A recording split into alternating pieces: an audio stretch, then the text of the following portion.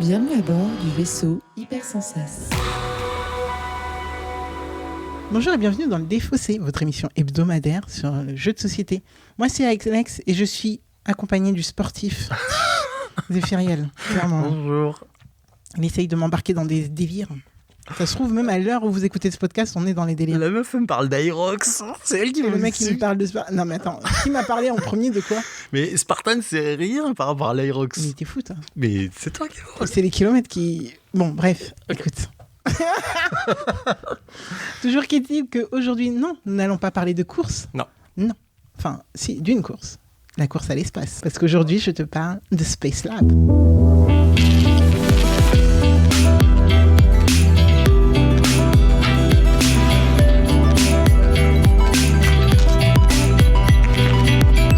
Pour ceux qui ne le connaissent pas, qu'est-ce que le Défaussé ? C'est une émission qui va se dérouler en approximativement, exactement, pas du tout, 20 minutes. Et en ce moment, on fait des émissions de moins de 20 minutes. C'est vrai. Même au Fige. Je viens de finir ma série du Fige. Là.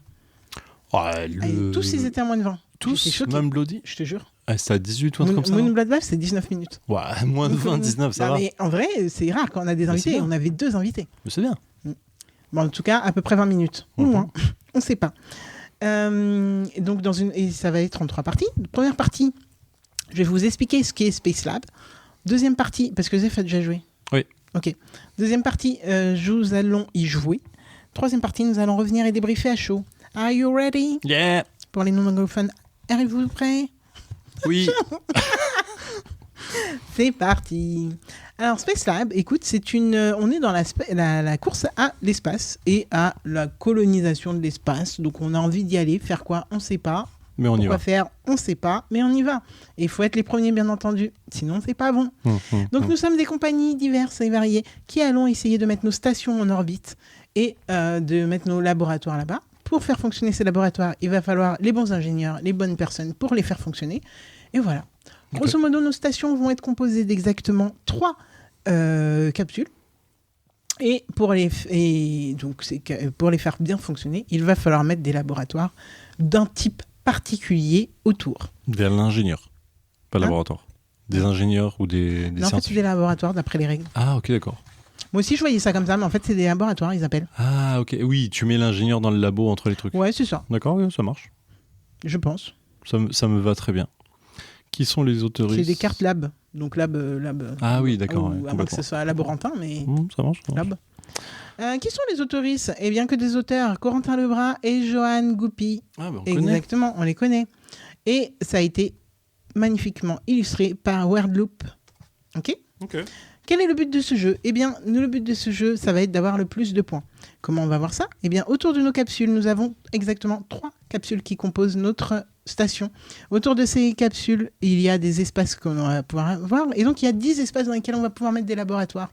Soit on a posé nos 10 laboratoires, quelqu'un a posé ses 10 laboratoires et ça met fin à la partie, soit quelqu'un a fait tous les objectifs de ces capsules, sachant qu'il y a 3 objectifs par capsule. Et donc, si quelqu'un arrive à mettre ses 9 laboratoires bien, on est bien. Ouais. Sachant qu'il y a des laboratoires qui font un peu des ponts entre des gens, donc on peut mettre moins et réussir à C'est pas finir. hasardeux, ça? Pas un truc comme ça? Genre, je m'en souviens plus. Ah, c'est de la pioche, en effet. Ok, Car à votre tour de jeu, qu'est-ce que vous pouvez faire? En petit 1, vous pouvez piocher dans la pioche laboratoire. Vous allez piocher exactement 3 cartes et n'allez garder que des laboratoires de la même couleur. Les autres, vous allez les défausser dans une défausse / pile annexe. Si à un moment il y a dans cette pile annexe des laboratoires de même couleur, on va les regrouper. Oui. Deuxième action qui va pouvoir être faite, du coup, ça va être aussi de piocher dans cette pile de laboratoires discarded, défaussés. Donc tu vas prendre tous les jaunes, Et tous tu les verts. vas prendre tout ça. exactement toutes celles de la même couleur. Ok. Et vous allez sinon, troisième action, pouvoir poser chez vous, dans votre station, vous allez pouvoir mettre autour de vos capsules les fameux laboratoires. Comment on pose un laboratoire et quelles sont les informations qu'il y a sur nos laboratoires? En 1, il va y avoir un type de laboratoire. Donc, il va falloir défausser, pour poser un laboratoire, il va falloir défausser autant de cartes de notre main que le prix de cette carte, tranquillement. Si ce laboratoire coûte 3, il faut défausser 3 cartes de notre main. Make sense, ok. Donc voilà, il va y avoir cette information. Il va y avoir aussi une information de spécialité. Donc on peut avoir soit des chercheurs, soit des laborantins, soit des médecins, soit des ingénieurs, des techniciens. Excusez-moi, pas ingénieurs, techniciens. Et nous allons avoir des pouvoirs de scoring et ou des effets. Sachant que, bien sûr, les effets, ils peuvent dépendre, par exemple, de ces fameuses spécialités dont je suis en train de parler. Ils peuvent dépendre aussi de ce qui se passe sur la même ligne, là où on les met, etc. Donc, c'est une sorte de tableau building, j'ai envie de dire. En tout cas, l'idée, ça va être de poser assez de cartes lab pour faire des points. Et à la fin, on regarde les points. Petite spécificité, si on a déjà 5 cartes en main, la seule option et la seule action que nous pouvons faire, c'est poser. Oui. Nous ne pouvons pas, ad vitam aeternam, aller chercher des laboratoires dans la pioche de laboratoire ou même dans la défausse de laboratoire. J'imagine que le coût maximum, c'est 4. Tu peux poser une carte, t'en as que 5 en main. Je crois que le coût maximum, c'est 3. Ok, d'accord. Okay. Je crois que le coût maximum, c'est 3. De mémoire, là, comme ça, c'est 3. Okay. Ça peut aussi coûter que chi. 0. D'accord. Et on les met, et puis voilà. J'ai très hâte qu'on y joue. Alors, attendez, comment j'ai découvert ce jeu ? Je l'ai découvert à une soirée Hachette 2025. Soirée Hachette 2025. Oh, l'année dernière ? Ouais. Ah ouais, putain. C'est une soirée où les éditeuristes et les autoristes viennent nous présenter leurs futurs jeux qui vont sortir. Donc une soirée très intéressante. Et du coup, c'est le pool des éditeuristes Hachette. Et il se trouve qu'il y avait Joanne Goupy à cette soirée et qui m'a raconté plein de trucs super intéressants sur la production de ce jeu. Et donc j'étais super hypée, j'attendais qu'il sorte. Et on devait enregistrer une émission sur Space Lab. Je m'étais engagée à le faire. Ouais. On devait enregistrer une émission sur Space Lab ensemble à Valmenier 2025. Il se trouve que Zéphirine et moi n'avons été à Valmenier 2025. Donc c'est Raincheck. Okay. Et donc ça passe là au moins. Oui, clairement. Et sachant qu'on ne va pas diffuser avant qu'on soit à Valmenier 2026. Ce sera du Valmenier quoi qu'il. Ça sera du Valmenier peut-être. On ne sait pas.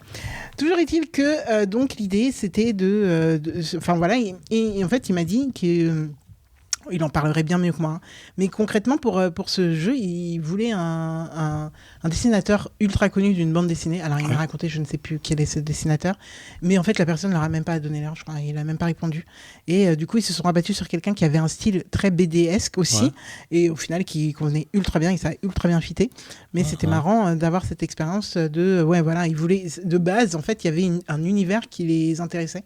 Moi, j'aurais dit sillage comme ça, mais je suis pas sûr. Je sais plus. Alors là, c'était il y a plus d'un an. Non, parce que le style me fait penser à Sillage, mais après, je connais très peu en BD franco-belge. Ouais, c'est ça, c'était du franco-belge, donc bon, c'est vrai que voilà. Mais donc voilà, et du coup, moi j'avais été ultra hypée. J'attendais absolument qu'il sorte. On revient dans le débrief pour qu'on parle de mon avis maintenant sur ce jeu. Ça, ouais. Et il y a un mode solo, voilà. Mode solo, malgré que... Ah oui, parce que je vous ai pas fait cette fiche wiki. Ouais, donc on a dit Corentin Lebrun et Joanne Goupy. On a dit qu'illustré par Wedloop. Et pour 20 minutes environ, 2 à 4 joueuses, soi-disant, ici. Sauf qu'après, on te parle d'un mode solo. Donc, 1 à 4 joueuses pour 10 joueuses. Non, disons, et plus, environ. Après, c'est bien qu'ils ne me vendent pas comme un solo, mais qu'il y ait un mode solo. Le mode solo, en plus, c'est genre, plutôt qu'à d'avoir 3 capsules, tu en as 6. Donc, tu peux aller jusqu'à 17 labs autour. Et quand tu pioches, en gros, le jeu va se dérouler exactement pareil. À la fin de ton tour, tu vas piocher la première carte de la pioche. Et en gros, ça va te donner une couleur de lab. Et en fait, tu vas devoir défausser de la défausse toutes les couleurs, tous les labs qui correspondent à cette couleur. Et après, t'as un truc. Le jeu s'arrête au bout de la 17e, je crois. 17e lab posé. Je crois qu'il n'y a pas d'alternative pour le coup. Et... t'as un truc de scoring, tu sais, en mode si c'est ça, vous êtes nul. Si vous avez tant de points, vous êtes nul, etc. Un tableau. Ouais. Alors non, soit on valide les 6 objectifs, soit 17e lab. Donc voilà. Ok. Voilà. Let's go. Let's go. Enfin non, en fait c'est plus compliqué d'être premier. Donc. Attends, non, j'ai pas terminé. Ah oui, tu peux en poser autant que tu veux dans ton tour. Le mot que tu peux payer. Non, trop. Je pense pas que tu... Oui, je pense que tu rejoues, excuse-moi. Je pense pas que tu passes ton tour. Ça change rien, parce que je peux piocher, mais je veux. Okay. Bon, alors là et là... Bon, bah voilà, en fait, t'as les trois. Je sais pas. Et nous voilà de retour dans le défaussé après 13 minutes de Space Lab en compagnie de Zéphiriel. Zéphiriel, comment était ce voyage dans l'espace ? Écoute, je crois que c'était ma deuxième, peut-être troisième. Allez, soyons honnêtes. Tu regardes ça 2 heures.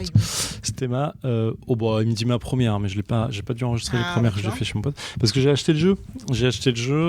Sur un coup de tête comme ça. Je passais gentleman du jeu, j'ai acheté un jeu, je l'ai vu, je fais tiens, je vais le prendre avec. Hop là. Voilà. Et j'ai joué avec mes potes de jeu de rôle une soirée. On voulait faire un jeu de plateau, on a fait ça d'abord. Et j'avais eu la première fois pas une bonne expérience. On avait joué à 3. Et j'avais trouvé le jeu un peu... qui manquait de rythme, qui était un peu mou. Et que, en vrai, tu piochais des cartes pour en poser. Et je sais pas, il manquait un truc en fait. J'avais ce truc de... Je vois ce qu'on veut me faire. Je vois les mécaniques, je vois les combos, je vois les trucs. Et je me dis, ok, mais je vois les scorings. Mais en vrai, je me suis ennuyé. J'ai passé une partie et je me suis ennuyé. J'ai joué, c'est cool, mais j'ai pas eu un moment incroyable. Je me suis dit, ah tiens, c'est cool si je pose en cette carte, machin et tout. Et du coup, j'avais gardé un souvenir un peu négatif. Négatif, c'est un grand mot. J'ai gardé un souvenir de... J'y rejouerai à l'occasion. J'ai pas spécialement dit j'y rejouerai et j'ai vraiment pas eu envie d'explorer le solo, quoi. Ok. Et ben écoute, là, on rejoue et je garde très exactement la même chose. C'est... Ok, je pioche des cartes. Il y a un côté très... alors, c'est hasardeux, c'est des cartes, mais j'ai un truc très hasardeux de... Ok, je pioche des cartes. Ah, j'ai 3 couleurs différentes. Moi, j'en prends qu'une. Au milieu, il n'y a pas beaucoup de choix. Et en fait, il y a un truc de... c'est laborieux. Il y a un petit côté laborieux pour moi. Ouais. Okay. Il y a un petit côté de... Je comprends ce que je vois les symboles, je vois les mécaniques de points qu'il y a sur chaque carte, machin et tout. Et je me dis, ok, c'est cool, mais j'ai l'impression d'être vachement limité en fait. Mm-hmm. Et de trucs de, si je veux optimiser ce symbole de 3 points par mécanicien, en fait, ça me demande de piocher pas mal de cartes, d'en voir passer pas mal. Alors, il y a sûrement un très bon ratio que les auteurs ont géré, je dis pas le contraire, mais moi, ça me donne cette sensation de ça. Et du coup, je me dis, ok, sur chaque carte, je vais faire quelques points, 6 points, 7 points, 8 points, 9 quand je me débrouille très bien. Et voilà. Et là, tu vois, je regarde le scoring, c'est exactement ce qui se passe. J'ai 4 points, 6 points, 8 points sur la meilleure carte. T'as pareil, 6, 7, 4 points pour là, c'est un objectif. Donc, t'as 6 points sur les meilleures cartes. Et en fait, je me dis, ok, c'est très linéaire, quoi. J'ai cette sensation de quoi qu'il arrive, j'aurais fait à peu près les mêmes points. T'as eu mon truc de la partie, et je sais que c'est une sensation. Probablement que l'équilibre est lié, mais j'ai cette sensation que tu as eu les cartes les moins chères, donc tu as pu poser plus vite, donc prendre les points d'objectif de milieu de station plus rapidement, et du coup poser plus de cartes. Et vraiment, j'ai eu cette sensation sur la première partie que j'ai fait, j'ai cette sensation sur la deuxième partie de si j'avais eu des cartes moins chères en main, je serais allé plus vite. T'as eu une carte 0, j'en ai pas eu, t'as eu 2 cartes 1, j'en ai eu qu'une.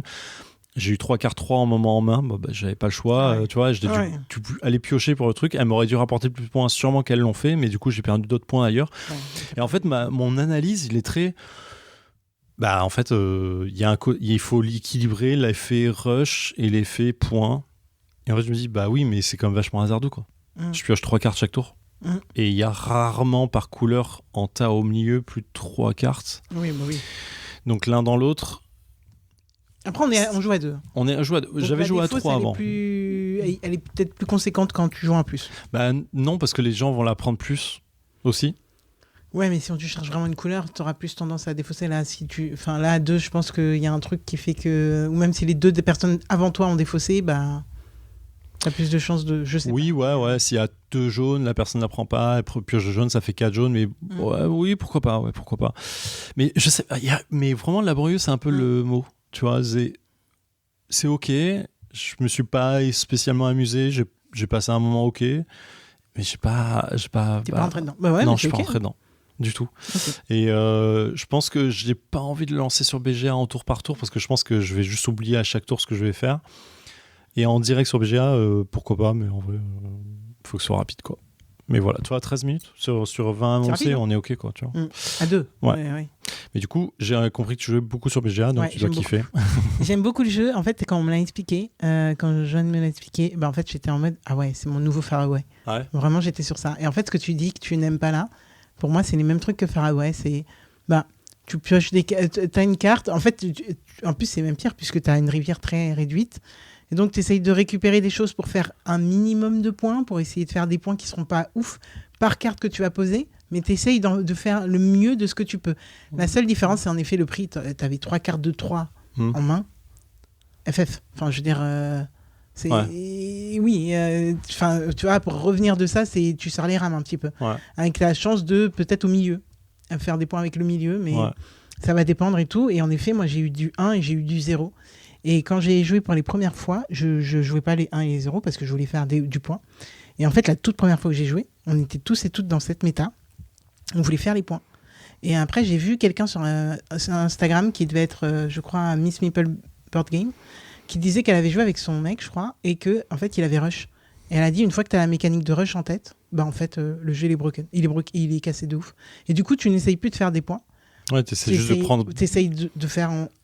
Ton objectif, en vrai, l'objectif, t'as quoi? T'as 2 différentiels? T'as 6, 7 et 4. Et ouais, t'as quand même pas mal de différentiels, tu vois. Je me dis, je sais pas.